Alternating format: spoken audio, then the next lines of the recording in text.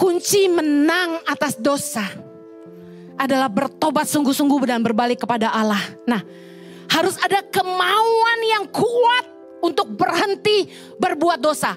Berhenti berbuat dosa seperti apa dijelaskan dalam Efesus 4 ayat 25. Saya bacain cepat-cepat. Ayat 25 bilang ini, buanglah dusta dan berkatalah benar. Ayat 26, apabila menjadi marah, janganlah berbuat dosa. Janganlah matahari terbenam sebelum padam amarahmu. Jangan beri kesempatan pada iblis. Bertobat artinya, orang yang mencuri, janganlah ia mencuri lagi. Baiklah ia bekerja keras dan melakukan pekerjaan yang baik dengan tangannya sendiri. Ayat 29, janganlah ada perkataan kotor keluar dari mulutmu. Pakailah perkataan yang baik untuk membangun di mana perlu. Ayat 30, jangan mendukakan Roh Kudus Allah yang telah memeteraikan kamu menjelang hari penyelamatan.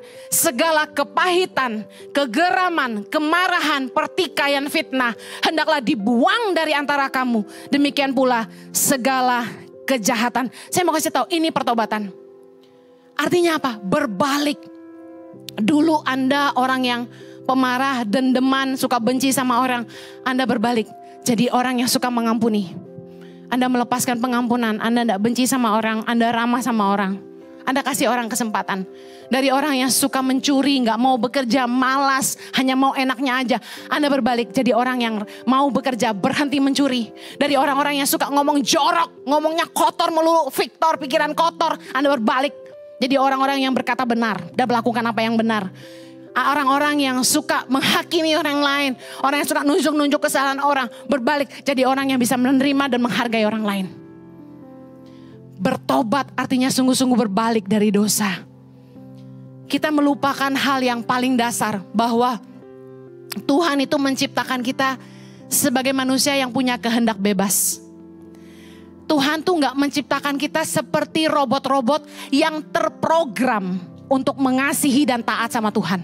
No. Kita punya kehendak bebas dan itu yang Tuhan gak pernah ambil dari kita.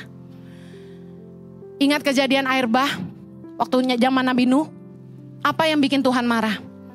Kejadian 6 ayat 5, ketika dilihat Tuhan bahwa kejahatan manusia besar di bumi dan segala kecenderungan hatinya selalu membuahkan kejahatan semata-mata. Nah, saya mau kasih tahu, Tuhan bisa nggak setelah zaman air bah, Tuhan mulai ciptakan manusia yang baru, kan bumi dihapus tuh tinggal keluarganya Nuh. Manusia-manusia yang terprogram untuk taat dan mengasihi Tuhan, bisa? No, Tuhan tidak lakukan itu. Waktu Roh Kudus dicurahkan, memenuhi hati kita, kita diinsyafkan akan dosa, tapi kita punya kehendak bebas. Apakah kita mau taat kepada Allah dan mengasihi Dia dengan hidup kita, atau kita mau kembali kepada dosa?